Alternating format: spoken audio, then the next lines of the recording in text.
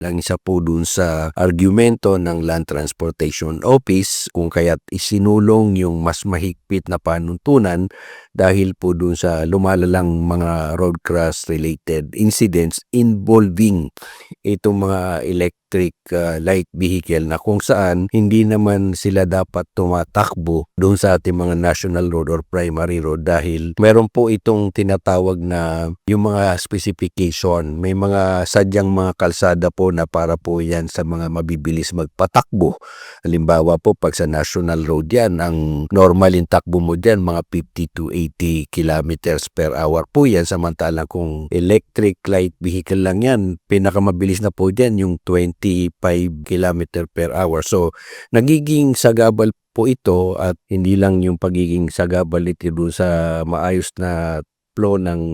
trapiko, pero ito rin po ay napakadelikado sa ating mga mananakay. Kaya po yung mga palisiya ngayon naghihigpit po talaga na dapat doon lang ginagamit yung mga light electric vehicle doon sa mga designated route or roads